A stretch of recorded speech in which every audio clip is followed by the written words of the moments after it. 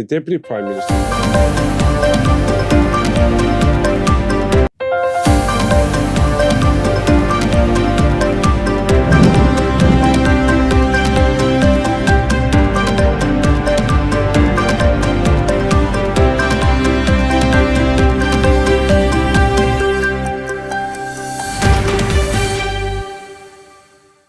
You're watching EAC News. Thanks for joining us.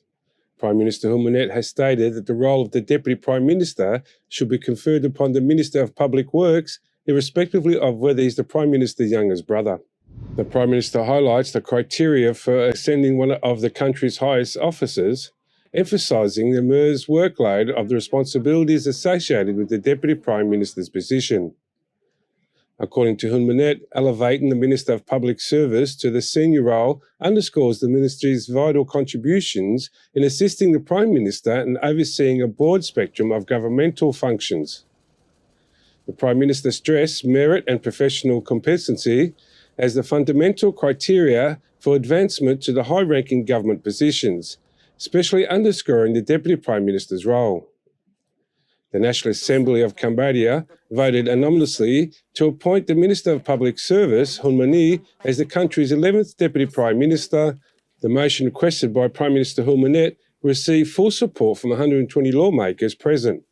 Hun Mani's promotion to the position showcases his significant contributions and capabilities in public service, reinforcing the government's dedication to meritocracy over familiar ties. This strategy is designed to improve governmental efficiency and responsiveness. The announcement was part of the ceremony honouring the public service excellence, reinforcing the government's focus on merit-based leadership to improve governance and public service in Cambodia. Anthony Ellis, EAC News. You're watching EAC News. Thanks for joining us. The Ambassador of the Philippines to Cambodia, Maria Amelita Aquino, commented on the royal governments of Cambodia's success in various areas during the courtesy call on Prime Minister Hun Manet. The ambassador expressed appreciation for Cambodia's effective control of COVID-19 pandemic, highlighting the free vaccination program offering the foreigners residing in the country. She also praised the successful hosting of the 32nd SEA Games, the 12th Asian Para Games, and the Asian Summit meetings, as well as Cambodia's contributions to the global peacemaking efforts. Aquino briefed the Prime Minister on her achievements during her diplomatic mission, including strengthening bilateral relations in trade, rice exports, demining, tourism, defence and business linkages. Prime Minister Hun Manet welcomed the ambassador and commended her efforts in fostering cooperation between the two nations. He encouraged further private sector engagement and expressed hope for expanded directed flights and tourism connections, as discussed in his recent meeting with the Philippine President. He also emphasised the importance of strengthening defence cooperation through personal exchanges and training programs. Anthony Ellis, EAC News. You're watching EAC News. Thanks for joining us. Prime Minister Hun Manet emphasised the importance of protecting Cambodia's national interests. His comments followed the recent arrest of sentencing of 2 Taiwanese nationals accusing of producing videos that harm the country's reputation. We will defend our nation's interests, the Prime Minister declared. He linked his statement to the arrest of 2 individuals in Setonaville who were sentenced to 2 years in prison. Prime Minister Hun Manet acknowledged pleas from intervention in the case, citing defenders' ill mothers. However, he maintained his first stance. If the mothers are unwell, he stated, they should have remained home to take care of them, not flown here to damage their chosen homeland. He issued a direct warning to others contemplating similar actions. Those who exploit Cambodia for online content to gain views at the expense of the national's reputation would face strict legal consequences, he declared. This includes imprisonment, expulsion, and lifetime ban from re-entering Cambodia. Anthony Ellis, EAC News. You're watching EAC News. Thanks for joining us. During the inauguration and the graduation ceremony at the National University of Management, Prime Minister Hun Manet delivered a message urging both personal and national development. He emphasised the importance of self-motivating learning and technological adoption in propelling Cambodia towards its future as a developed nation. Success is not solely the responsibility of our educators, Prime Minister Hun Manet said. It demands personal determination and effort. Without the individual's devotion for self-improvement, even the finest educators cannot lead us to success. He further elaborated on the essence of self-awareness and the pursuit of personal goals as fundamental stepping stones towards achieving success. Understanding one's strengths and weaknesses, coupled with clear goal setting, lays down the path to achievement. It's vital to embrace self-learning, drawing lessons from every experience and moving forward with determination spirit. The Prime Minister also reiterated the government's commitment to nurturing human resources as a cornerstone for the nation's progress. With a vision to elevate Cambodia to development nations status by 2050, he underscored the need for a dramatic expansion in the skilled workforce, aiming for a 20-fold increase. Prime Minister Hun Manet emphasised the critical role of technology in national development. He called upon the ministries and the state institutions to set a precedent in digital adoption. Technology is now an integral part of our lives. It's imperative for us to embrace and utilise it in our advantages, with ministries and state institutions leading the way. This emphasis on digitalisation as a core national strategy reflects Cambodia's forward-looking approach to governance by development, by advocating for the significant enhancement in skilled workforce and urging wholehearted embrace on digital technology. Anthony Ellis, EAC News. Prime Minister Hun Manet told all ministries and institutions not to be afraid of the inspection of the Ministry of Inspection to help strengthen the national institutions. He stated that the inspection was not to implement the fifth approach. The Prime Minister remarks are in response to the remarks made by the Minister of Inspection, Mr. Hewitt Hack, at the closing ceremony of the ministry's meeting on Tuesday morning, February 13th. That the ministry's working group had difficulty inspecting some national institute due to these units seemed to have made other excuses, such as having meetings to cover up the facts, not providing enough documents, not wanting to cooperate with the inspection delegation, and seeking intervention from the leadership. ខ្លះបានណែនាំឬនៅពេលខ្លះអាចឈានទៅដល់ការបំផិតបំភ័យមន្ត្រីរងអធិការកិច្ចតាមរយៈការហៅសាកសួរក្នុងគោលបំណងមិនផ្ដល់ការសហការល្អជាមួយមន្ត្រីអធិការកិច្ចខ្លះទៀតអាចមានករណីរកហេតុផលណាមួយដើម្បីផ្ទេរឬសម្រួលភារកិច្ចមុខសញ្ញាអធិការកិច្ចដែលបានរាយការណ៍ការពិតជូនគណៈប្រតិភូអធិការកិច្ចនិងខ្លះទៀតខិតខំរកមធ្យោបាយស្នើសុំអន្តរាគមន៍ពីថ្នាក់ដឹកនាំជាដើម Prime Minister Hun Manet has said that there should be no fear of inspections by the ministry, as no one is perfect. So the search and inspection is just to gather information to find shortcomings and strengthen the National Institute. នេះជាការជួយទៅដល់រដ្ឋមន្ត្រីប្រធានស្ថាប័នអភិបាលរាជធានីខេត្តក្នុងការតាមដានត្រួតពិនិត្យនៅអាការអនុវត្តកិច្ចការរបស់ខ្លួនដើម្បីយើងដាក់ផែនការកែសម្រួលភ្លាមៗដើម្បីឈ្នះសង្គ្រាម He reminded of the 5 approaches of former PM Hun Sen, which will continue to apply until now: mirroring, bathing, scrubbing, treatment, and surgery. However, the 5th approach will not be easy to implement, leaving the opportunity to officer know and change their mistake. The Ministry of Inspection is an inspection of the royal government, which has the authority to direct and control the field of inspection in Cambodia and has the duty to inspect in ministries, public institutions, lower administrative institutions, and other legal entities that are required by law. You're watching EAC News. Thanks for joining us. Cambodia and Thailand have solidified their long-standing friendship with the signing of 5 key agreements on Friday the 7th of 2024. This move marks a new chapter for their bilateral relations, promising mutual benefits and regional progress. Cambodian Prime Minister Hun Manet embarked on a state visit to Thailand, where he met King Maha Vajiralongkorn, Prime Minister Srettha Thavisin, and other delegates. The highlight of the visit was the signing ceremony of 5 memoranda of understanding covering diverse areas of cooperation. Departing from Phnom Penh International Airport at 8 a.m. this morning, the delegation journey signifies a pivotal moment in fostering closer ties between Cambodia and Thailand. Alongside the Prime Minister were notable figures including Dr. Pick Chamani Hun Manet, the First Lady of Cambodia, Mr. Sun Chantal, the First Vice President of the Council for Development of Cambodia, and Sok Chandra Sopia, the Minister of Foreign Affairs and International Cooperation, accompanied by key officials and leaders from the Cambodian Chambers of Commerce. A key agenda and item was to meet the King of Thailand, reinforcing the culture and diplomatic bond between the two countries. Additionally, Prime Minister Hun Manet engaged in meaningful discussions with the Thailand's legislative leaders and met with the Prime Minister Srettha Thavisin to explore avenues for bilateral cooperation. The MOU signed encompassed critical areas of collaboration: disaster risk reduction and emergency response, establishing a partnership between Cambodia's National Committee for Disaster Management and Thailand's Ministry of Interior. Education, science and technical cooperation, linking Cambodia's Ministry of Industry, Science, Technology and Innovation with Thailand's Ministry of Higher Education, Science, Research and Innovation to transit goods, facilitation between customs departments of both nations.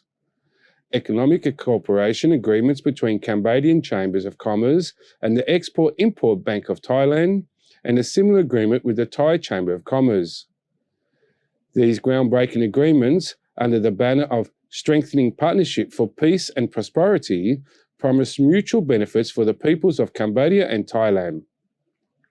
These symbolize a commitment to enhancing peace, stability and prosperity in the Asian region and beyond, showcasing the enduring friendship and the cooperation between the two countries.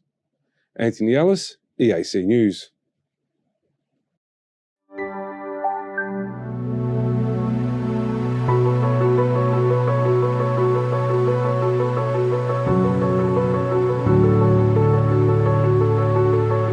In the heart of Phnom Penh, on the corner of Sihanouk and Norodom, is the Independence Monument, built in 1958, representing the independence from the Cambodian people from the French colonialism in 1953.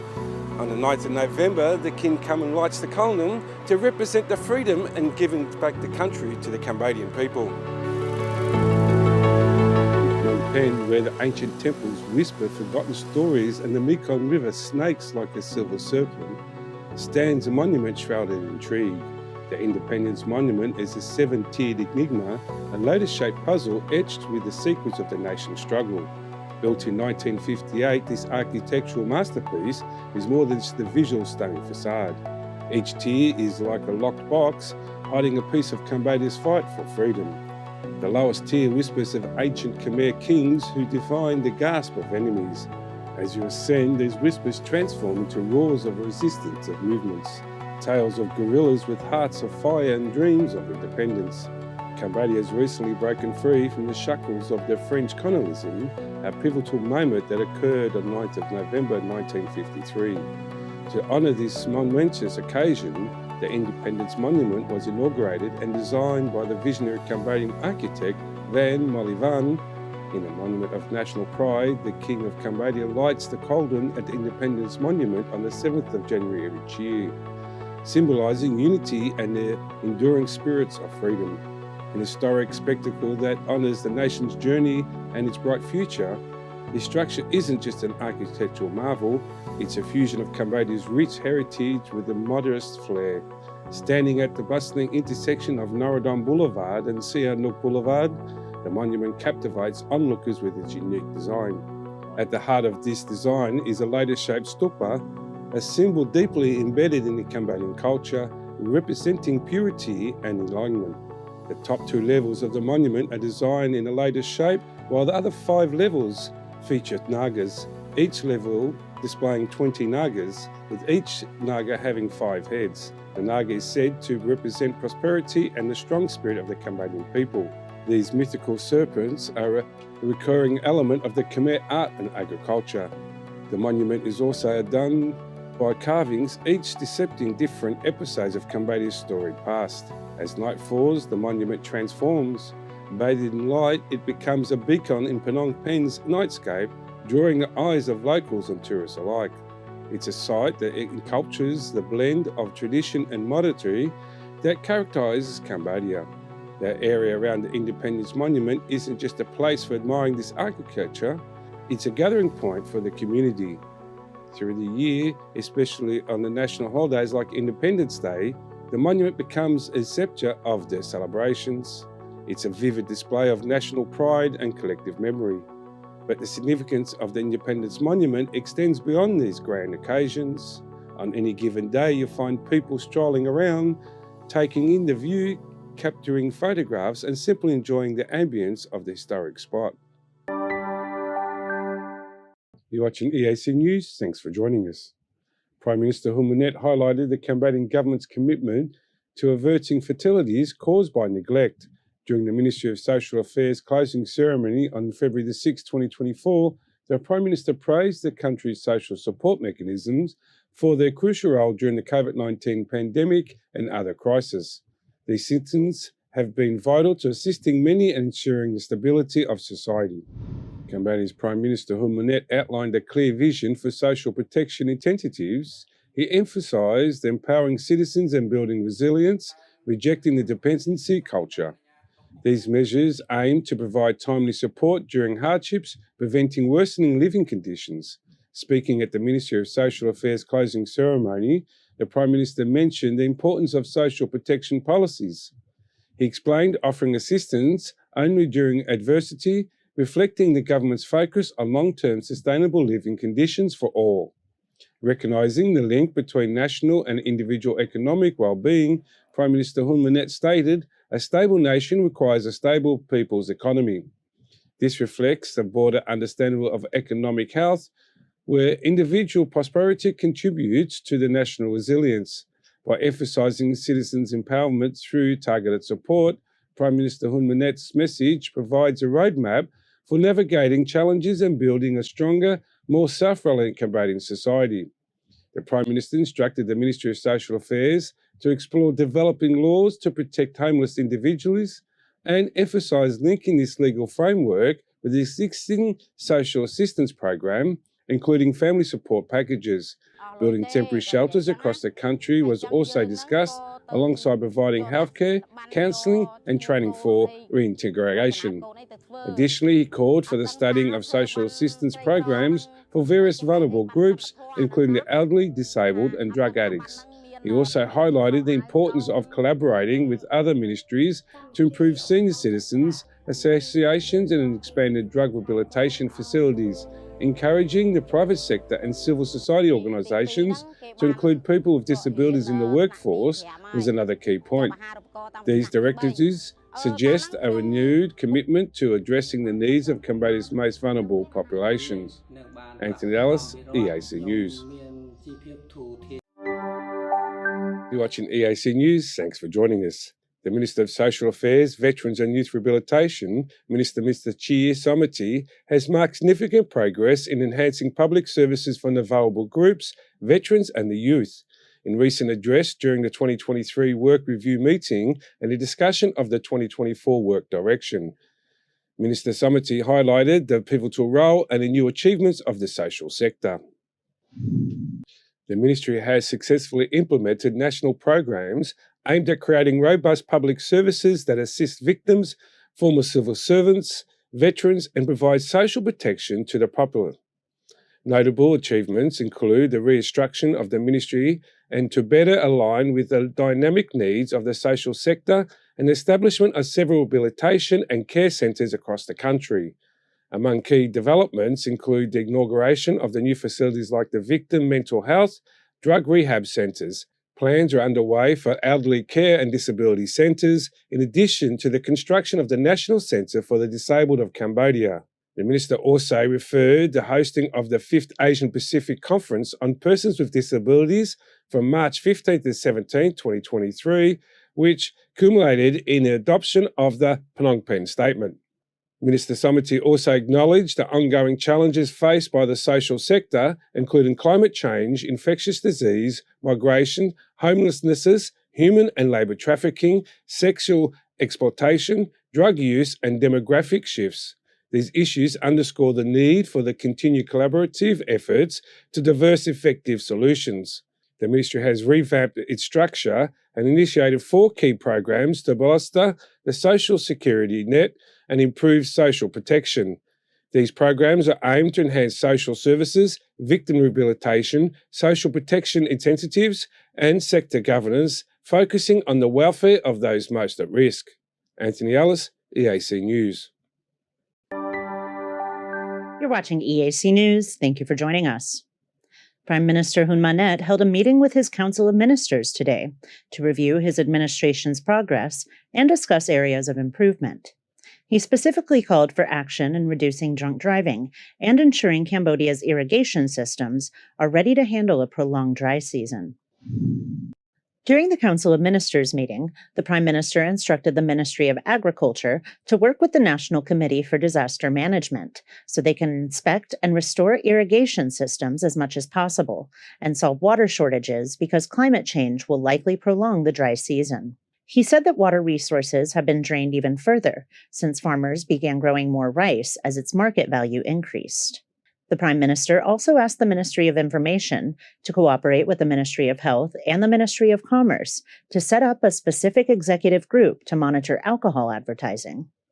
The decision is part of a wider campaign the government has recently implemented to address alcohol abuse in Cambodia, including banning women and children from appearing in alcohol ads and disseminating information on the dangers of drunk driving. The Prime Minister has also asked the police to better enforce traffic laws, especially when it comes to suspects driving under the influence. Kristen Winters, EAC News. The Ministry of Public Works and Transport announced that a new bridge will be built across the Basak River.